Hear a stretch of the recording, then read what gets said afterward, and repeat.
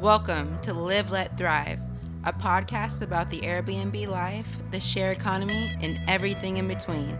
Here are your hosts, Myka and Steve. Hello. And welcome back to another exciting episode of Live, Let, Thrive. What's up, Myka, man? I'm chilling, Stevie Stacks. How you doing? Doing good, my brother.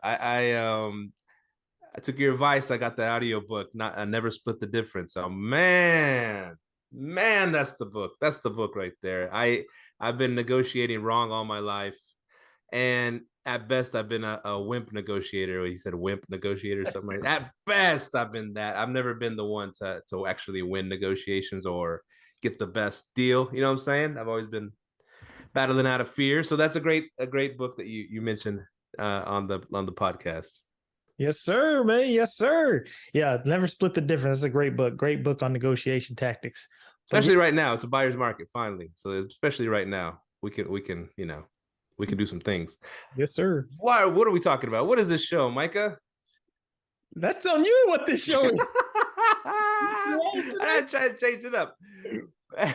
You are listening. So 220 what? 228, baby. 228 of your favorite Airbnb, VRBO, share economy, fun stuff podcast in the world. And today we have a special guest. Who we got, Stevie Stacks? We have a special guest named Alex Sabio. I probably screwed that up, but he will correct me in a minute. Alex is a married father of four from Southern California. He has invested in single-family homes, long-term rentals, and multifamily syndications, and currently focuses on short-term rentals. He is in healthcare and has a passion to help other healthcare professionals invest in real estate. Welcome to the show, Alex. How you doing, bro? What's up, guys? How's it going? Really excited to be here. Thanks for having me on. Good. This is a special episode because Myka did the intro today. So yeah, I feel honored. There you go. So you're in Southern Cal, man. So how long have you been in the real estate space? And how many rentals have you gotten up to? Yeah, I started in real estate like early 2000s and made almost every single mistake out there.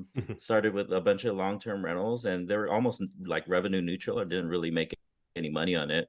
And at a certain point you start, wanting more for yourself, having different goals. And I wanted to really start expanding the portfolio, expanding, my cash flow. And I realized with long-term rentals, it just wasn't getting done, and at the time, I think I started really focusing in. I had, I think, like 12 single family long-term rentals, and thought about multifamily, and I tried to get into multifamily early 2020, and we all know what happened early 2020. Like the economy pretty much shut down, had a bunch of deals, and nobody really wanted to speak to us because we didn't have any experience in the multifamily space.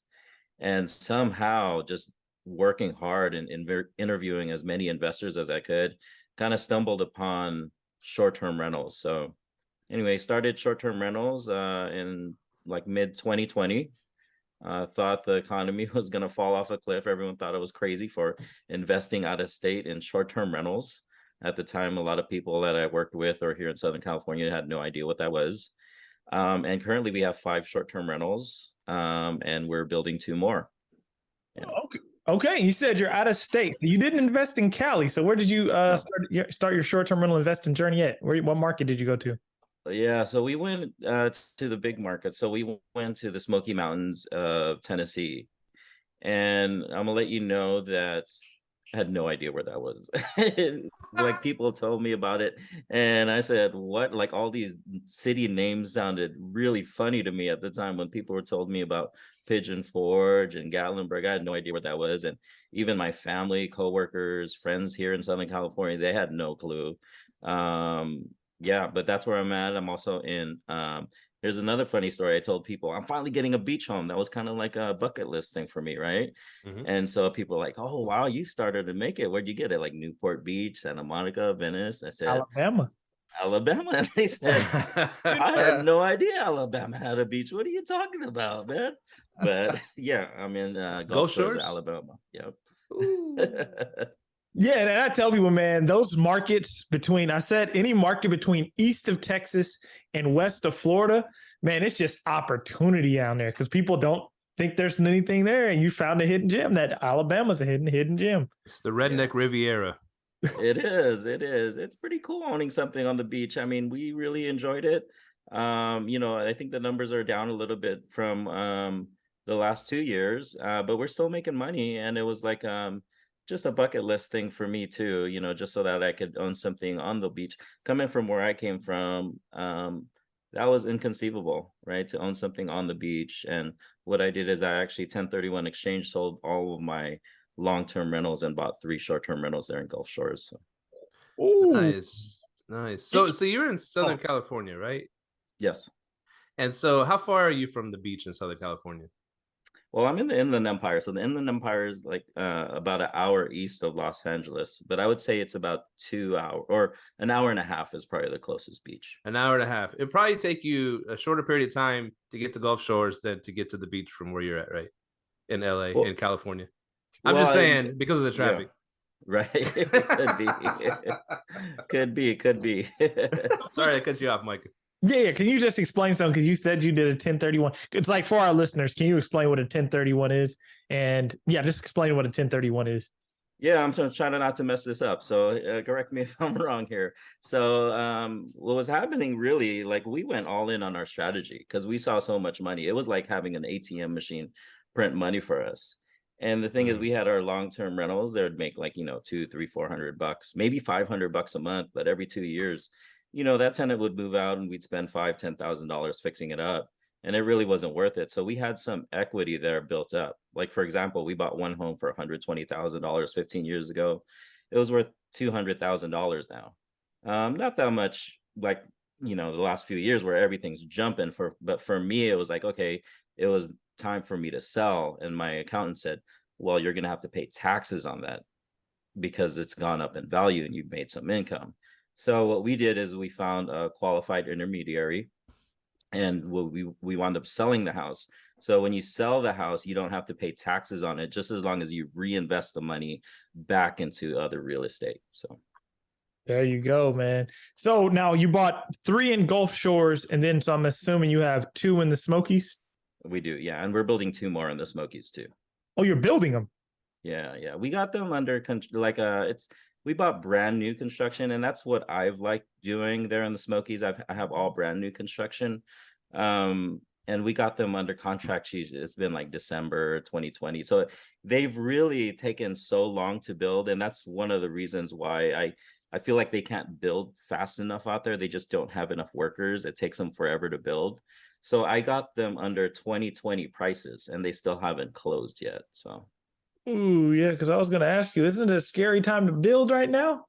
It is scary, right? But the thing is, like, we got them at such a low price and it's gone up. Like, it's almost doubled from the purchase price that we got it under contract. And it's still going to cash flow really nice for us. Awesome, man. Yeah. Now you had 12 long-term rentals. Were those in California? No. Well, okay. So the one biggest mistake I had is I invested in California. That's what I can tell you. Yeah. I work in healthcare and I bought a house here in California, bought it near a hospital I was working near. And I said, hey, I'll rent it out to the residents or, the doctors in training. And that doesn't happen. I made almost every mistake in the book. I rented it out to the first person that had cash. I listed it in a newspaper. They showed up. I said, deposit $1,500, and they showed up with $1,495. And that should have been a clue that they were going to be an awful tenant right there. I said, okay, it's $5 short. And then they proceed to be, late every single month after that, had evictions and everything. And actually, I bought that in 2008. I bought that in 2008, and it seemed like someone must have been watching me. Like the second I signed the documents to purchase that house, everyone said, let's just crash the market. So anyway, I always tell people, there's no fluff with me. I made a ton of mistakes. Wound up having foreclosure, wound up filing bankruptcy from it, learned a lot from it. That's yeah. This is how bad of an investor I was. At the time, my mortgage payment was like $3,200 and I was renting it out for $2,000 a month. And that's if they paid, right? That's if they paid on time. That's why I learned cash flow is king. You really do need to have enough cash flow, not only to cover the mortgage, but you need to have way more than that so that way you can solve problems when things come arise. And that's kind of how eventually I landed into short-term rentals. See, that's what we've always heard about SoCal. It's hard to get people out if they do stop paying rent, right? It could take up a year to get them out or longer. Yeah, I've heard those stories too. Fortunately, I didn't have that. I did have I paid them cash for keys at the time. It was like I gave them $200 to get out, and they were so desperate that they took the $200 and got out. But that does happen here in Southern California. So, geez, or California in general, I think that's pretty yeah, not very favorable for landlords over there. So there's a lot of equity to make, though. That's the one thing big play. Yeah, that's the big play. And for me, that wasn't my play. Like I said, I just had enough of that one experience kind of bite me in the butt to say, you know what, I really need to focus in on cash flow. So I would buy like $60,000 to $80,000 homes like all over the U.S., like in Cleveland, Houston, Durham. I was in Huntsville, Alabama. I really like that market for long term. But yeah, I was in all these other markets. Well, you said, man, it sounds like you've been through a lot of adversity, man. Like what you just described, most people just throw in the towel. This real estate crap doesn't work. You're quitting. What made you like look in the mirror and be like, okay, I'm going to keep going? Yeah, I didn't even mention my first ever deal was a scam. I got scammed out of 16 grand, right? And my wife should have threw in the towel right there. Like, you don't know what you're doing. Like, this isn't it. But for some reason, I knew real estate was the way to go. My grandparents had invested in a lot of real estate in Los Angeles, like in the late 70s and early 80s. Nice. And for some reason, there's these things people tell you that just kind of stand out. And it's not like my grandma was telling me anything that I didn't know. I remember buying my first house here in Southern California, and it went up $100,000. And I said, in 1 year. And she told me, she said, you know what? I never really made good money until I started investing in real estate. And this was, like I said, she wasn't telling me anything I didn't know, but for some reason, it really stuck out to me. Now, this is the most successful person that I knew. She owned like multiple boarding care facilities. And I said, maybe I just need to stick this through, and I think we'll be okay. Wow. Nice. I'm glad you did. That's what got you to live, let thrive, right? Right. So healthcare, you're still in healthcare. For a little bit longer, yeah. About to make the leap, huh? Hopefully soon, yeah. My wife was also in healthcare. We're both respiratory therapists. We met in school, but like within the first 3 months of our first short-term rental, she was able to retire from her W-2 job right away. Like I said, we knew we had an ATM machine, and we already replaced her income with one short-term rental. And I'm a firm believer, you don't need that many short-term rentals to be financially free. You just need a handful. I know some people that have 3 that replace their income and living very comfortably. So we know someone that did it with one house, right? 11,000 a month on one house. I mean, it's crazy. Oh, wow. Yeah, Kent he was on the show. Kent He's a bad mofo. Anyways, look him up. Anyways, so healthcare, that automatically we love hosting travel nurses, anybody in the nursing industry. We love, they're our favorite guests. They stay for 3 months, they pay us good money, and they give us no problems. So do you host a lot of travel nurses? I don't. I'm in like these vacation destination markets. Yeah. I am looking. I know COVID has completely changed, and a lot of nurses' stipends have come down. But what I can tell you, working in a hospital, like a lot of hospitals are really hesitant to hire right now. And they're just staffing up with travel nurses. Because I think for them it's cheaper than hiring an actual person, because you hire someone, you got to pay a pension, social security, medical benefits, and everything, versus having a travel nurse, right, come in. I talk to the travel nurses all the time. I'm a respiratory therapist, and I talk to them all the time, trying to pick their brain, like, where could I buy a house where you think you'll rent, So I guess California pays them pretty good over there, so maybe that's a good spot. Yeah, only if you only hosting them. Yeah, especially the northern side. The northern California pays way more than the Southern California, they're already paying a lot, but Northern California even more so. That might be a good play right there. They're not going to try to rip you off and live there for free, right? Right. Hopefully not.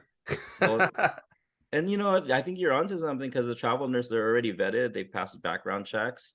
And if you work specifically straight with the agencies, you could get in, you know. Nice. What agencies? You know what? What's crazy is I join a lot of Facebook groups, and like I join like travel respiratory therapy jobs, and I'll just post on there, hey, I'm thinking about buying a home and in this area, would you guys be interested? And what you'll find is there's all these different recruiters that kind of hit you up and say, hey, I'm with this agency and with this agency, and if you ever get something, let me know, so that way you could keep in contract with them. So that's like a quick little tip there. That's a good to know, because as far as right now, I guess Furnish Finder is the biggest thing that travel nurses use. You know, Right. to find. You know, there was some other ones, corporate housing by owner. There were some other ones early on, but those are shit now, because you have to pay a bunch of money and you get zero leads. I Right. jumped in, I did one of those like about a few months ago. It's what the hell is this? Furnish Finder is like $99 for the whole year, and then you get a shitload of travel nurses. I don't know. It's the best thing out there right now. That's why I was gonna pick your brain and see if there's anything better or any other ways to do it. No, and it's not my specialty, so I just pick the nurses' brains and stuff.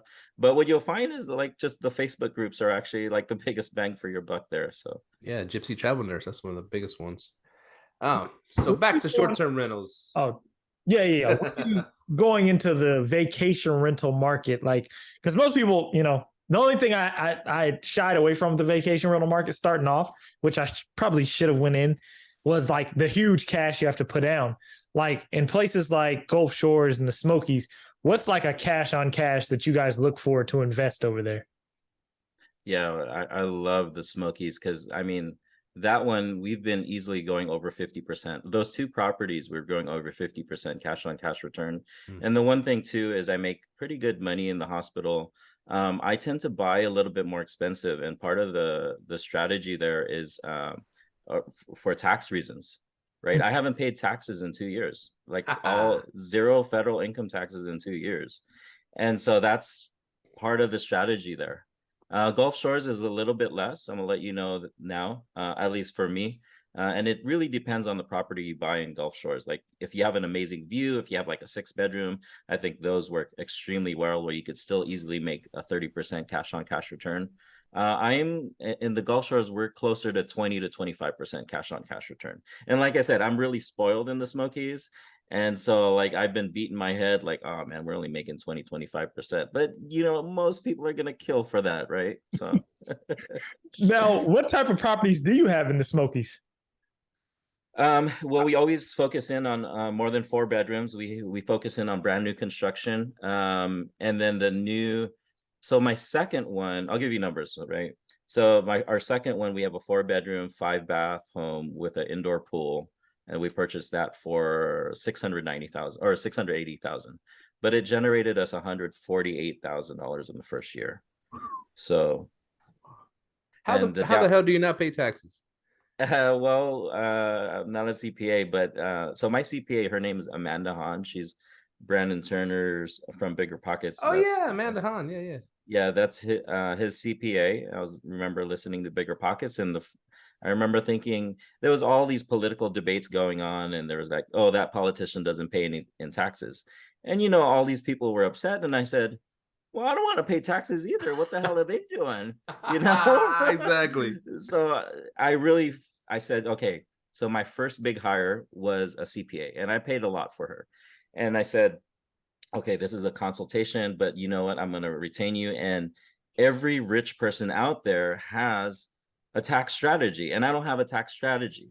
And she's actually the one that kind of lured me into short-term rental. She was telling me, she said, hey, Alex, you know what? To claim a real estate professional, you're going to have to either buy more of these long-term rentals, or I have some clients that are investing in short-term rentals because it takes more time.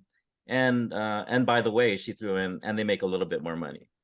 I tell her all the time, I said, you really should have started the conversation with, my clients are making more money with short-term rentals and they get a tax break. And she would have hooked me in. But anyway, we use depreciation. We do a cost segregation study on our properties to help offset our W-2 incomes, or my W-2 income. Smart man. Yeah. Thanks. That is really cool, man. Because yeah, you're talking about, you said it right. I mean, anybody can go H&R Block or do it online, do it yourself, and try to save as much money as they can, right, in taxes. But you said the big word, strategy. None of them have a strategy, and just going to her and paying her, good money, you saving a lot more money than what you paid her, I'm sure. Yeah, I mean, I remember when she told me how much she would charge me, and my jaw dropped. And then she goes, "Yeah, and that doesn't even include filing your taxes." I'm saying, "What the hell am I doing here, man? I mean, isn't that what this is all about, right?" So it's not about filing the taxes.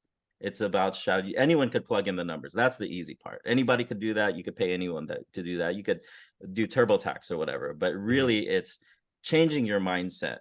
And you need to buy this because of this law that you can exploit, or you loophole, whatever you want to call it. So Also, what I heard, you like 4 bedrooms and up. Why do you like the bigger houses? That's me, my style. Kind of jealous of some of the people that have 1 bedroom sometimes because their occupancies through the roof. But for me, like, we host typically 2 to 3 families. And coming out of COVID, that's what we saw. We saw like there was multiple families that were staying there. And when there's multiple families, you can charge a lot more. I mean, you're talking in the summertime, each one of our homes was generating like $1,000 a night.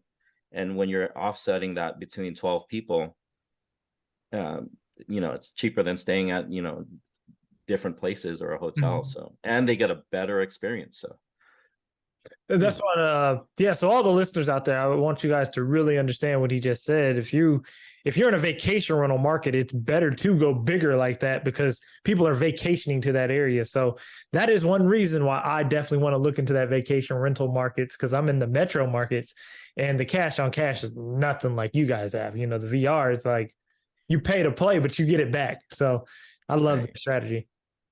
It's interesting because I want to get in your market, I think that's what we always do. We always think the grass is greener on the other side, but I think diversification is really good. Like I could have kept going in the Smokies, but I kind of wanted to diversify out. I'm here in Southern California. I wish I could figure out the LA market. I'm sure you've had tons of guests there that, do something in these major metropolitan markets. But one thing with me is I'm so scared of regulation. That's kind of why I don't invest primarily in Southern California or California. Like my homes, like I'll give you an example. One of them in Tennessee, I mean, it's pretty lax. I mean, for them to ban short-term rentals would be stupid. Their economy would completely collapse. And we even have a Facebook group that someone in our community created, and I know every single owner in my community. And we all help each other. So we're not having to worry about the neighbor next door complaining about us. So See, and it's funny, you said you wanted to come to our market, and our market's trying to ban it. So, right. So it's like, grass ain't greener over here. Right. But Nashville, I mean, I hear Nashville's pretty strict. Nashville, Tennessee. Yeah. I'm not in Nashville. I mean, that's what I hear too. Nashville. I'm in the Smokies is like 2-3 hours away. So, but yeah, that's what I'm hearing too with Nashville. That's good, man. Cool. So why all the plants behind you? Plants? I got plants. On the other side. Oh, it's like that's your really house. That's your house. Yeah. That was just a stupid question. Sorry about that. No, it's okay. They're fake, by the way. Oh, actually, over here, this is on the window. This is my daughter. She loves like succulents. So. Oh, nice. I put those in my units. That's pretty dope. Yeah. So you had talked about earlier. Well, you did tons of mistakes, and you said you had revenue neutral properties. Is it just properties that just made $0? Yeah, right. And I think people always want this spectrum where can I put the least amount of money and make the most amount of money, or with the least amount of work. It doesn't really work that way. What I find is the harder you work, the more money you're going to get.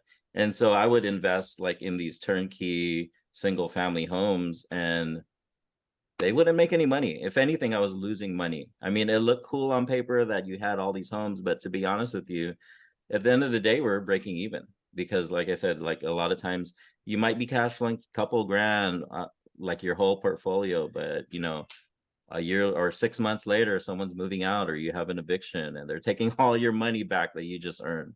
So, but yeah, we weren't making much money on those. At one point, we did buy some homes in Cleveland. We paid cash for them. I think they're like 50,000, 70,000 or something like that. So no mortgage. We're thinking revenue is going to be great, but that's the problem. You're going to have your biggest cost, which is turnover. Now, what if you would have turned? Now, did you 1031 your entire portfolio? Slowly after, like, really, like, I would have done better if I did it like right off the bat, and I should have burned the boats right off the bat, right? But initially it was like, okay, we slowly got into it, and then there was some markets that we were kind of attached to. Like, I had one long-term rental in Durham, North Carolina, and I was renting it out to a nurse, and she'd been there for 15 years. And it was like one of my first investment properties, and it was cash flowing like $300-400 a month, and I really liked it. But the thing is, what I did is I did a calculation on return on equity. I was like, okay, we got like $150,000 in equity here, and it's generating us $3,000 a month in profit. And here I am in the Smokies generating a 50% cash on cash return. So my mind's thinking, can I invest $150,000 and get a 50% return on this? So that's when I did that's when I slowly started like selling away a lot of my long-term rentals. So. Have you ever thought about turning some of those, like, I don't know if you still have any, but would you have ever thought about turning some of those into short-term rentals as long as the regulations were in place and you were good? Because I mean, no mortgage, if you're making you still wouldn't make smoking money. You'd make like $3,000 profit a month. Yeah. Did you ever consider that? I did. Now, looking back at it now, maybe one or two of them would have been okay.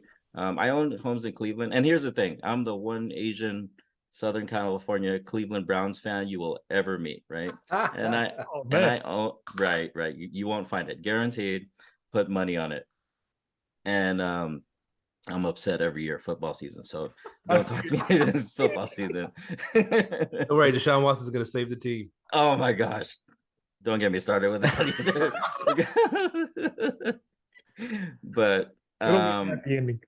But here's the thing. Like, I own homes in Cleveland, and I'm a Cleveland Browns fan. I never wanted to go to Cleveland. Oh, that's the way I viewed it. And those homes weren't really in vacation markets. And at the time we were investing in vacation markets. So I wasn't even thinking at the time, like maybe rent to a travel nurse or do a corporate rental or something like that. And they were really in like C-class neighborhoods where I didn't think they would thrive. So makes sense. Yeah, just like the team. The team doesn't do well. The short-term rental's probably not going to do well. I don't know. I mean, even LeBron left. I mean, a couple of times, right? But he's here in LA, man. I love LeBron, so I'm a big LeBron James fan. Yeah, he's a bad dude, man. And he's gonna be the first sports billionaire. Is he the first sports billionaire? While playing, yeah. While playing. Yeah. Oh man. So 4 bedrooms, so that's the thing though. You're doing the bigger houses, and you say you're jealous of people doing the 1 bedrooms, but I mean, why have 101 or 21 bedrooms? You can have one or a couple of 4 bedrooms pumping out the same amount of money or more. I mean, it seems like a better strategy. Yeah, I think so. I think you're right. That's pretty much why I did what I did. And at the time, because at the time I wasn't even thinking about scaling, because we're self-managing our short-term rentals from a distance. So I didn't want to have like 20 short-term rentals or 20 guests, right? And at the time, my mind couldn't think past that. I mean, now I probably can, because we've scaled our systems. We started building systems. We have virtual assistants now that can help us with the process. So I wouldn't mind the 1 bedroom here and there. It's really about return at the end of the day. So now I'm happy you said you scaled up your systems. So now what does your team consist of for you to run all your short-term rentals remotely? Well, my wife retired, and so she started doing a lot of the day-to-day operations, like guest communications and stuff like that. And we have a couple of virtual assistants, and that's something new to us, right? I tell people, having short-term rentals is much more of a business than it is real estate. And the problem a lot of short-term rental hosts have, imagine if we all own kitchens and we're all cooks in the kitchen, but all of us have the menu inside of our heads, right? And the problem with that is, if you were to ever hire another chef, you're screwed, because the menu is all in your head and you haven't wrote it down on paper. So now we use Asana, and we have systems for everything. Like, hey, like once a week, check the door locks to make sure that the battery's above 33%. That's a really simple task that a virtual assistant could do. Or once a week, hey, check to make sure the calendars are in sync. Or once a week, check to make sure pricing is okay. And, I mean, there's definitely all of this automation software that could help you out, but having another person in there, like I said, writing that menu down, giving them the playbook, makes it so much easier. And now we feel like we could blow the business up because now we have the manpower and the fact that we wrote the menu down. We feel like we can hire different people on here so that way they're successful and help us out. Oh, you said Asana. I haven't started using Asana or Monday.com yet. But what? Oh, I think someone's. That was me. Sorry. What other systems do you use to run your day to day besides Asana? We use Gussie for Host. I know you guys pump them up. So we use Gussie for Host as our property management software. We use Price Labs for our dynamic pricing. Our cleaners have different types of what's called systems to help sync our calendars, so that way that's automated. And the one thing I do is I tend to put QR codes. So I use something called Flowcode, flowcode.com. They're not paying me for that, but so what I do is, like in these vacation markets, I'm gonna let you know right now, when people go on vacation, they lose their mind. They don't know how to operate the most simplest stuff. So I'll have a QR code near wherever I say hotspot. Like I'll say the hot tub is a hotspot because most likely the guest is not going to know how to operate that hot tub. And so there'll be a QR code that links them to a video of me operating the hot tub. And so that's actually been very helpful for us. We find that, that guests aren't calling us as much. And actually, you'll see how many views you get. You're like, oh, people are watching our hot tub video or something like that. So maybe they thought it was going to be something else altogether. Right. And that's why they dislike the video. So I mean, unless you're in, a little Speedo, who knows what you're doing in the hot tub video. Right. So I want to know, okay. And you spilled your heart earlier. You said you went through bankruptcy. It's a tough situation, I'm sure. So how'd you go from that to actually being able to buy houses again? I mean, everybody. Do you buy them cash, or were you able to get financing again? What happens after that? I went to work, man. I went to work, right? And so here's the thing. Like I tried like penny stocks. I tried all these little things, investing in the stock market. I wish I would have gotten crypto. I never got into crypto. I think I would have been okay with that. But really, I in healthcare, there's so much. You could work as much as you want, especially as a respiratory therapist. They were just always short staffed. And that's the one thing with me. I'm not the smartest dude, but I have like a really strong work ethic, and there's no substitute to work. And so I was working 5-6 days a week, sometimes 7 days a week. And I was just pumping it out, and I was getting myself ready. So from like 2013 to 15, for 5 years, I was just saving up. Had I known what I know now, I would have just started buying earlier, but that's really what it was. I saved up all my money, and real estate's very, very forgiving. Like when I filed for bankruptcy, I'm gonna let you know that I had all these homes, and some of them the banks didn't want. They're like, they're upside down. I was like, please take them. And they're like, we don't want that crap. Like they're like, you owe 100 grand on that. It's only worth 50 grand. I'm like, oh, okay, I guess I'll keep it. But like I said, real estate is really forgiving. I kept a lot of those homes through the bankruptcy, and they went up slowly in equity over time. And so that's where the 1031 exchange came in. So yeah, and that was definitely a crazy time in our economy, because 2008, everybody was turning all the keys into the banks, right? They ran out of key holders for all the keys. It's crazy. They didn't want them. And so now those houses are worth over $1 million. Well, we bought them in Southern California.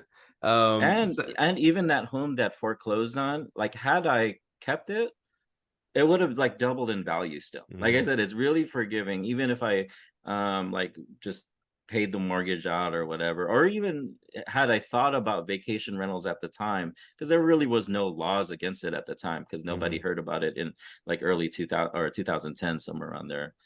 But I should have like flipped it into travel nurses and stuff like that, but wasn't really thinking. Yeah, it was, nobody was thinking at that time.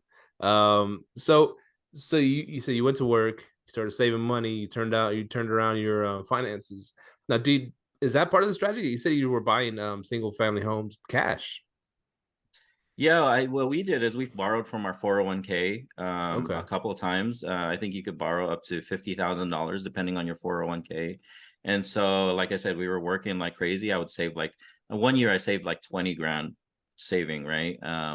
And we borrowed 50k and we bought a house for 70k. And then we just snowballed it, like it was, cranking out like $500-600 a month profit.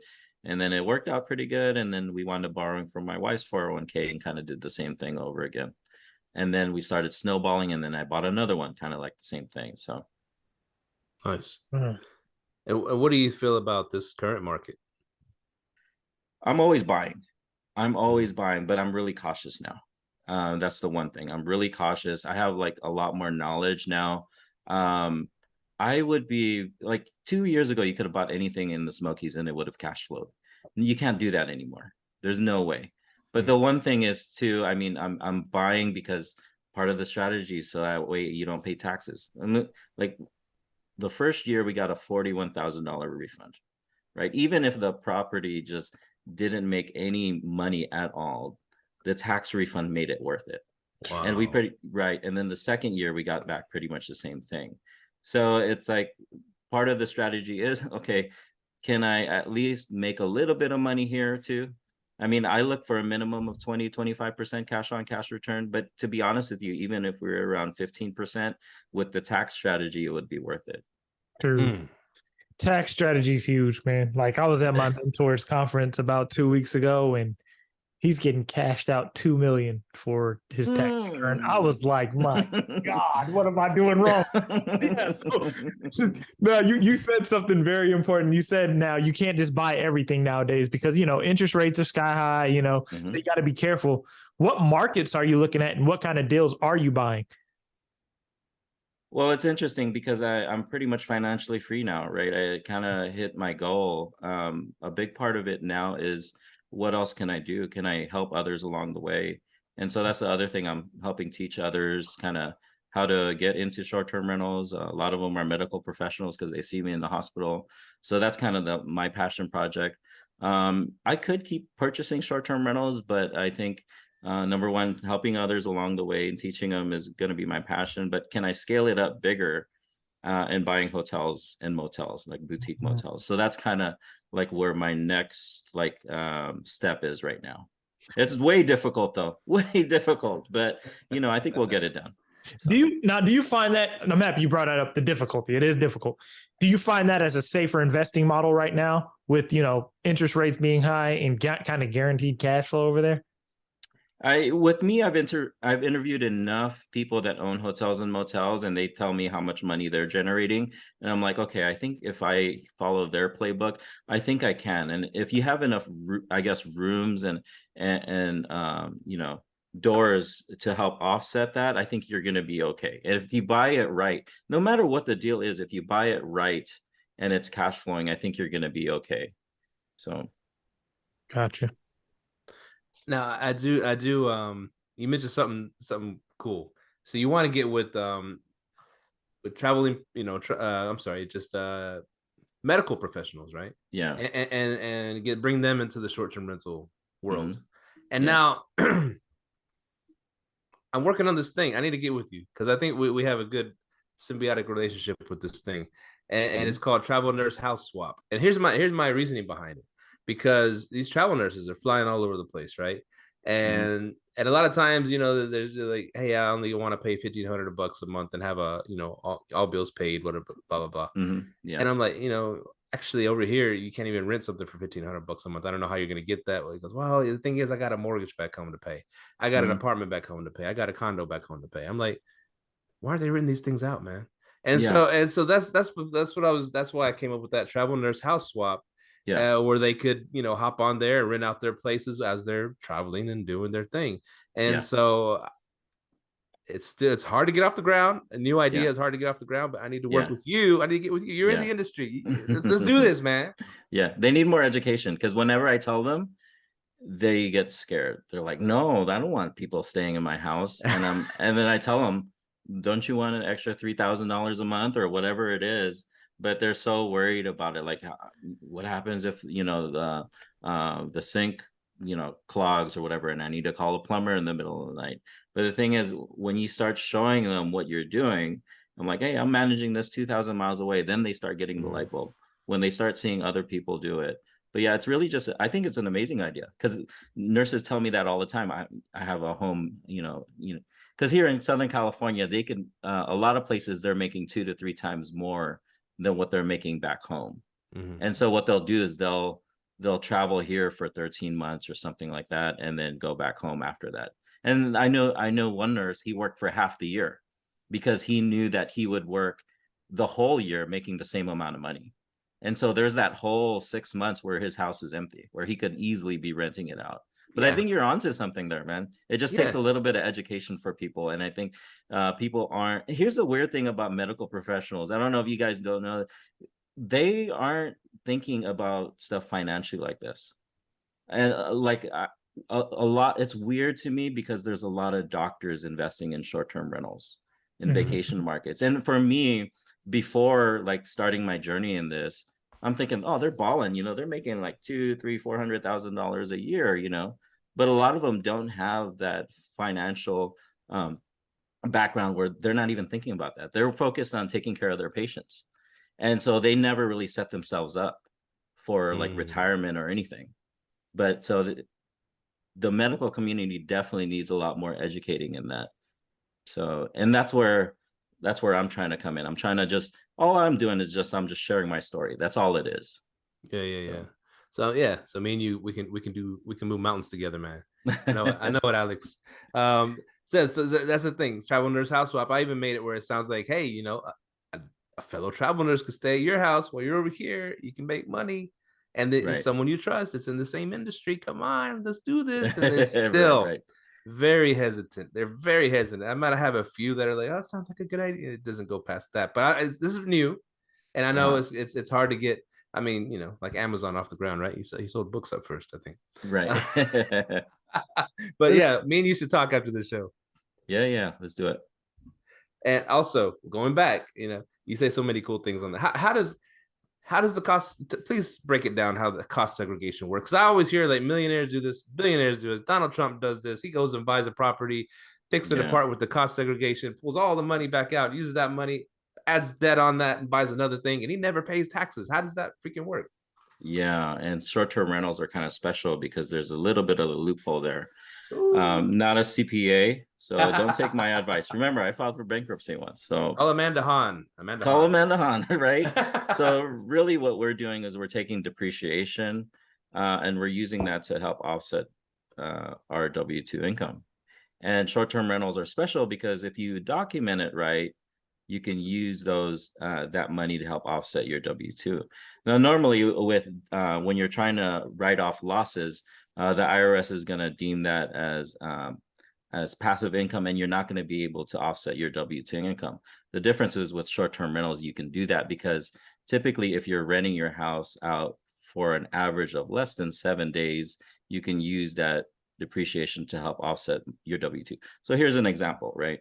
So I bought my first short-term rental for $625,000. I paid $1,000 to get a cost segregation study done. So what he did is he took all the depreciation and we're able to depreciate over $207,000 within the first year, right? And we don't have that much income from the short-term rental. So what we did is we documented it properly. So where let's say if you only made $150,000 in your W-2 income, you have over $200,000 used as a write-off to help offset your W-2 income. So then it looks like you're not making any income. For me, I like to claim single and zero at my W-2 job. So I like big tax returns because when I get big tax returns, I get to do big things at the end of the year when I get that big check. So, and it's kind of like a weird problem because now I take that $41,000 refund and I buy another short-term rental with it, do the same exact strategy, have more cash flow and have more tax deductions. But you're kind of in this weird spot where you have to keep buying homes. It's like this weird, good problem to have, I guess. So anyway, that's really what my strategy has been. That's awesome. Who do you call to do a cost segregation on your property? You got to get a cost segregation expert. For me, my guy is Yona Weiss with Madison Specs. That's who I use. Before I got into short-term rentals, I was studying a lot in multifamily. And when you look at multifamily and commercial buildings, that's the strategy. Everyone's buying these big buildings and getting like $1 million, $2, $3, $4 million deduction. And they all talked about cost segs. And so I took that same exact principle that I learned and I went to short-term rentals and applied the same exact thing. So. Now, why the hell would the government let people do that? I'm just wondering. The government's not the brightest, right? And I figure a lot of people in the government, maybe they're into real estate, so they hey, this is a cool thing to keep us from paying taxes, Right. So what advantage? Why do they want people to keep doing this cost seg? How does it help? How does it help the government? I don't know. That's a good question, because I wonder the same thing, right? But this is what I think. I think real estate makes the world go round, really, because when people buy homes, the plumber has a job, the electrician has a job, all the county people have jobs because people are paying property taxes, surveyors, contractors. Like it employs so many people when someone buys a house. I set up a short-term rental. I'm at Home Depot 10 times, like for the whole weekend, driving back and forth, buying stuff at Home Depot, Walmart. So it stimulates the economy when people buy real estate. So that's what I think happens.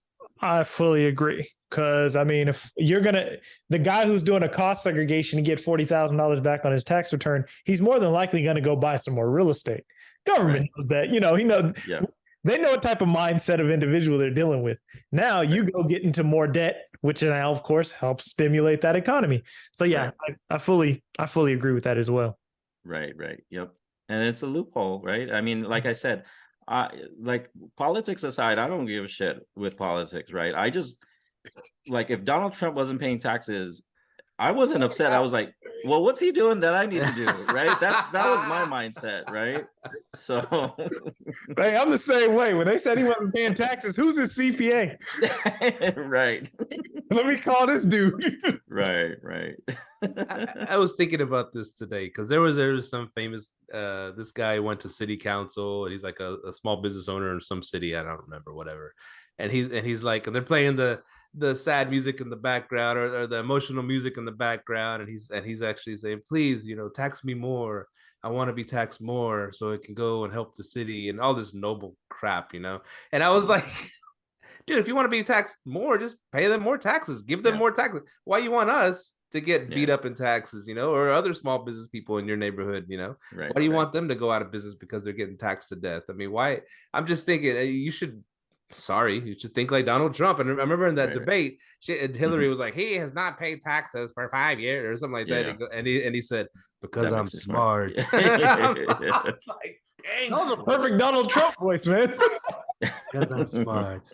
But I mean, yes, but it does. I mean, there is a reason why they give these tax breaks, is because it keeps people, building more real estate, making more real estate, buying and renovating, and then stimulating the economy. It makes sense, right? So hopefully they don't take these loopholes away, Right. Yeah, and that's what's crazy is that first short-term rental that we bought went up over $300,000 within 2 years.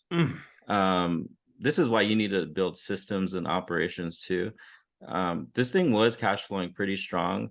I didn't even know it because I was making double mortgage payments for a year and a half. It wasn't until my bookkeeper was like, hey, Alex, why did you make $40,000 in extra payments to, your mortgage company? I'm like, no, I didn't. What are you talking about? Like, I want my money back. But I set up like my automatic bill pay through Wells Fargo, which was my bank at the time. And then I even set up the automatic bill pay with the mortgage company. And here's the crazy thing. I didn't even feel it. I was making $2,600 extra payments and I didn't even feel it at the time. We were just so focused. But now we just did a cash out refinance. And so that's why investing in stronger markets compared to Cleveland, Ohio, which is like a depressed market, it doesn't really go up that much, versus these hot vacation markets that just jump through the roof. We did a cash out refinance and we like pocketed X amount of money. I was like, there's no way I could have worked at the hospital make this much amount of money in 2 years, working overtime or anything like that. So I think that's where true wealth is built. Like really when your houses go up tremendously in value when they're in strong markets, then you could do a cash out refinance or 1031 exchange and have more money to buy more real estate. So now is a cash out refi a good idea right now with interest rates like 7-8%? yeah, remember I filed bankruptcy at one point, so don't take my advice here. So here's my take on it, right? So it cost me about $120,000 to purchase my first short-term rental, right? So, and I have a 3% interest rate on it, good for 30 years. I'm like, cool, I'm set, right? And then my lender comes up to me and she says, why don't we cash out $200,000 now and you don't have any money in the deal?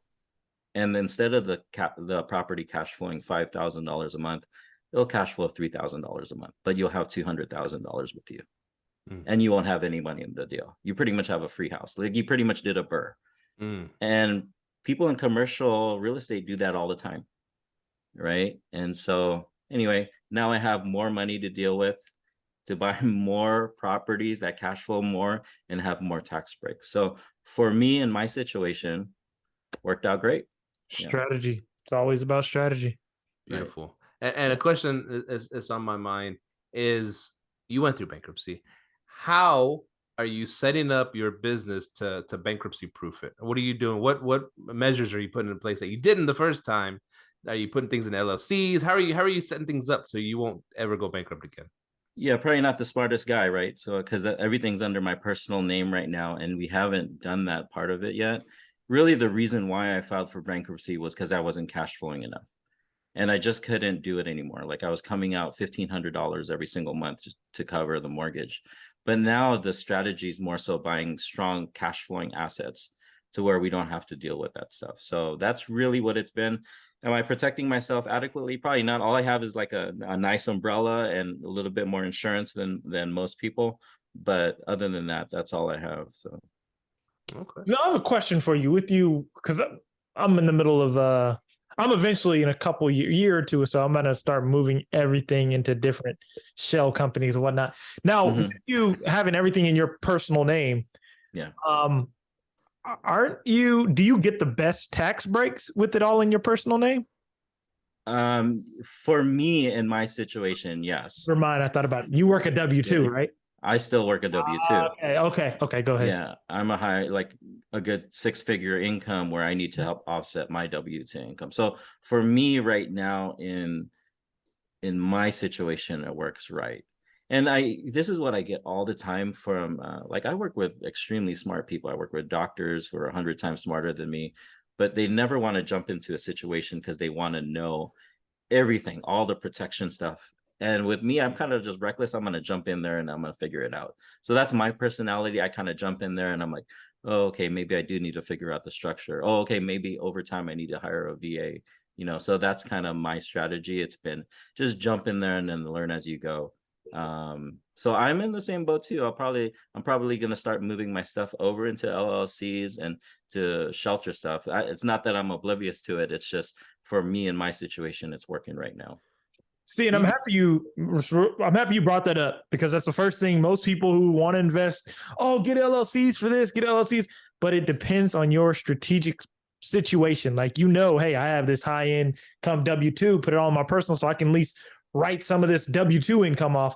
So I'm happy you brought that up. So everyone get a CPA to help you out so they understand your unique situation because everybody's different. But yeah, go ahead, Steve. No, it's funny. I think you cracked the code because you're like, these doctors, they care so much about their patients that they're not even trying to get into something like real estate or whatever. But I think you cracked the code when you said they overanalyze things out of fear. And I think a lot of it is the lawsuits. I mean, a lot of lawsuits happen at hospitals, right? So they got to have this expensive ass insurance to protect their asses in case they, cut off the wrong leg or something. So that might be playing into the mindset of, oh, I'm not gonna risk getting a rental and a slip and fall, and then I lose everything. I guess that kind of sums it up right there. Yeah, by nature, they're very protective. They always want a waiver or, sign off. Like if you're having surgery, here, sign this consent. So that way, we're protecting ourselves. They make people And sign their legs and shit, right? They make them. They make they write it in the marker, and then you write it in the marker to make sure that we're operating on the right leg. Right, It's right, crazy. right. And I think there's all these the questions I get. There's three words people always ask. But what if? Like it starts off. But what if? It's like, but what if the market crashes? But what if there's a party? But what if I get sued? But what if? But what if? But what if? There's all these but what ifs. And then I always flip it on them and I say, but what if it works out? That you got to really think about it, because for me it was extremely scary for me to invest in a short-term rental. At the time I was putting every single dollar I had. We're in the middle of COVID. We didn't know whether the economy was going to fall off the side of a cliff, but from that I learned a skill set.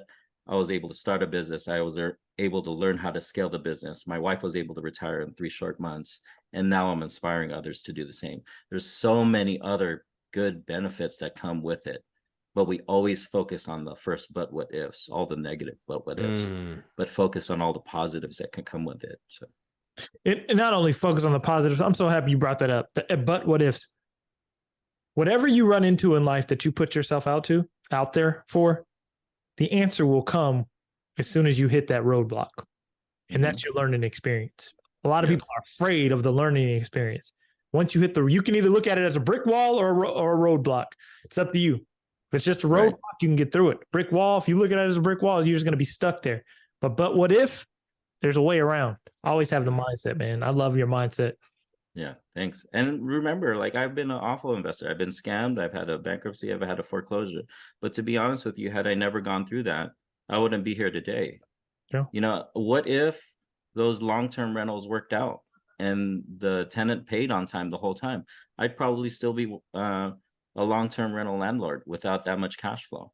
And so I had to go through all those tough times to get to where I'm at right now. So imagine the guy going through a bankruptcy thinking it's all over. You can be that shining light. Whatever you go through, you can be the guiding light for the next person, man. And it's awesome that you were able to go through that and keep it pushing. That's why I had to ask your mindset about how you just didn't throw it in the towel. You're like, forget it. Let's just keep going. Your grandparents were, you saw your grandparents do it. So keep going. I love that. Yep. We had another guy on the show that went through a bankruptcy also, and he came out of it and now he's in jail. So it worked out for, I didn't. Wait a minute. Oh, man, horrible. I hope it doesn't happen to me, man. I'm just saying, I gave tax advice and I shouldn't have been given. It ain't gonna happen to you, bro. It ain't gonna happen to you. Don't worry. Don't worry. We love you. If you're listening, we love you out there. Protect your parts. So I love to derail the show. Sorry, Myka. Man, this has been a great episode. This has been a freaking phenomenal episode. I was gonna ask you some more things. What was I gonna ask you? I don't know, forgot. Myka, I was gonna tell Myka some advice. See, Myka, stop arbitraging and start buying. That's where it's at. He's been saying all that. I do. You ever thought of arbitraging, Alex? Yeah, that's a good question for him. I have, yeah. I have good friends making a killing doing it, and I'm open to anything and everything out there. I live in Southern California. You know how many people travel here? I know so many people that arbitrage here in Southern California, but I'm just so scared. I do need to figure that part of it out, and I'm cool with that. I'll figure that part of it out. But do I really need to? Right? Like I said, like you could really be financially secure and free with just a handful of short-term rentals, and maybe you don't need to go through those headaches, and maybe your goals are just to live comfortably and have this, because now my goal is really like, let's just help others along the way. I have enough money to live my life. So. And that is a good point, because like, do you need to arbitrage? I mean, you've been buying in vacation rental markets, what's the point, but if you do arbitrage, let me know, because I want to know what your mindset is towards arbitraging when you've been buying. Because I know people's mindset of when they've been arbitraging to when they've been buying. The people that I talk to, once they buy and they've been arbitraging, they were like, okay, forget this arbitrage thing, the buying. So let me know your mindset. If you do it, hit me up, send me a DM, text me, let me know, because I really want to know someone's mindset on that. It's interesting because I know so many people that buy that are like jealous of people arbitraging. We just need to all come together. right? I do both. So it's like, right. but Yeah. once I started buying the correct way, I was like, I got to get out the arbitrage space. Yeah. That's what it was for me. Right. Yeah. One thing I've said it on the show before that I do, I do both as well. Arbitrage, I buy, properties, and then I have my management, short-term rental management company, Argis Rentals, showing out on the show. and so one thing that's a big bonus for being, if you're going to do arbitrage, is getting a nice place, a nice location that you think is going to make some money, and maybe in a market you're not quite sure about, right? You're not quite sure about this market. You think it's going to do good. You don't know. You get in there and this arbitrage is fucking printing money like ATM machine, like you said. And then you're like, okay, I'm gonna work with this owner and I'm gonna buy this house from him. It helps you get your foot in the door, get a relationship with this owner of this property, and then you can eventually buy the house or buy the one next door, buy the one, because it helps you do the experimentation, the trial and error. It helps you see if that market is viable, or if that block, that city, whatever, is viable for big profits, and then it gets your foot in the door and you can buy those properties. Right. Yeah. I think if I had advice for someone getting started and they don't have the money, definitely arbitrage, because once you start, then and that's the thing. I thought that the process was going to be a lot more difficult than I thought. And surprisingly, I'm like, there's all these apps now that kind of help you along the way, automate the process. And now we have virtual assistants that help you out. So the process for my personality, it wound up being easier. So one thing on that about if you don't have money, here's one to think about. If you don't have money and you arbitrage, because this one came to me the other day. If you don't have money and you arbitrage, you're going to have to spend some money to start it up, right? Yeah. And you're probably going to use a credit card.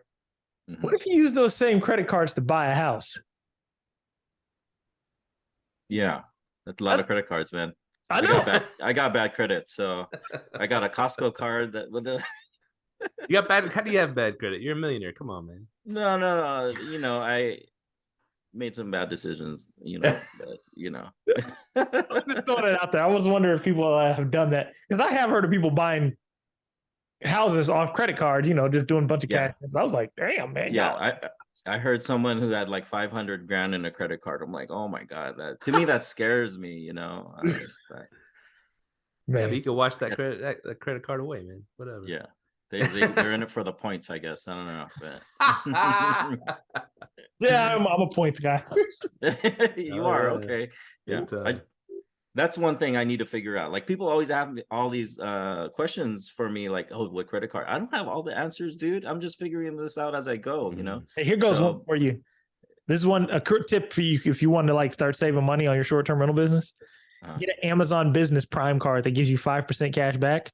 And then pay all your bills on a Chase card. Okay. And what you do is it'll give you points for paying your utilities. And then when you go to Amazon to order your restock stuff, it only works if you use Amazon to order your restock stuff. You can use the points and then the 5% cash back for whatever's not available on the points. And then you can use that to get 5% back. And then you can pay for all your restock stuff, get it virtually for free. Nice. Beautiful. Yeah. All these little tips and tricks, man. It's crazy, dude. Yeah, you can get it for free. Once you eliminate your restock fee cost, and then the only thing you're really paying is cleaning, it really helps your business. Yeah. That's something I need to figure out too, because we're about to fire a cleaner right now, and I'm like, okay, I found another cleaner that I really like, but she's like, oh, but you got to provide everything. I'm like, I don't want to provide you nothing, man. I want you to do everything, So I don't know. What I haven't figured that out. If you just have a true, because I'm remote as well and you're remote, have a true Zoom interview and let them know your expectations and what your company goals are. I've got a excellent cleaning team now that I did that. These two are straight up killers and they've been doing a great job. So yeah, man, that's a tip for people on the cleaning side. Cause going through cleaners is a pain. Yeah. You're pain. Yeah. Luckily this is probably the first one I'm going to fire here. It's crazy out there in the South. I think to me, a handshake still means something out there. And so I go out there and I meet them. Here's another, okay, so they're big Tennessee Volunteer fans, right? My cleaners. And just before they played Alabama versus Tennessee, I texted my cleaners and I said, hey, guys, big college day game. I'm rooting for you guys. And I took a picture of me watching the game. I'm like, I'm rooting for the Vols here. And then when they won, I said, you better be storming the field, man. I'm living through you. So I create these like amazing relationships with them. It's really personal. And, I haven't had a problem yet. So they beat Alabama. They took down the goalposts and then they walked down the city and threw them in the river. That's how they threw the goalposts. Is that what they did? In the river. Yes. It was crazy as shit. I mean, they just followed through. They just walked them out of the stadiums and then threw the goalposts in the river. I guess they didn't know what to do with it, huh? I'd put it in the short-term rental, I guess, put it in my backyard for the experience. Shoot. Oh, man. Alex. Sabio. Yeah. Thank you so much for hopping on, dude. I'm glad you came on. You really opened our eyes to a lot of things, man. And cost seg, I'm gonna look into cost segregation, QR codes, man. That's a cool shit. You in the hot tub, that was weird. But other than that, but I'll send you the video, man. Oh, okay. I'm drinking already, so it's all good. So healthcare, I love it, man. You covered so much stuff. And I'm gonna get with you on that travel nurse house swap thing. We're gonna make it happen, dude. We're gonna make it happen. We're gonna change the world. Anything you'd like to add? Where can people find you? Well, I'm on Instagram a lot. I'm under the real Alex Sabio. Don't know why I chose that name, but makes you sound like a celebrity. Like there's another one, or I like that. Right? And then I'm on Facebook a lot under Alex Sabio. I do have a community called Healthcare Professionals Investing in Real Estate. We host weekly meetups where we teach people cost segregation analysis, and I'll have my tax person come on, and I'll have realtors from all over come on, different people who've scaled. Different CEOs, I'll have them come on. But we have weekly meetups, so that's healthcare professionals investing in real estate. I'd love to have you join if you guys are healthcare professionals, and that's where I add a lot of value. So cool, brother. Awesome. Thanks for hopping on, and we will see you next time. Hopefully we'll do another episode with you, see how you're doing. And good luck. Yeah, thanks guys. Thanks for having me on. See you. See ya. Man, another great episode, man. Another great episode. Learned a lot, man. He really drilled in some things that I want to do in the vacation rental space. Yeah, it was a really good episode, man. It's mind-blowing, especially the CPA taxes thing. That's the most critical right there. The strategy. You got to have a strategy.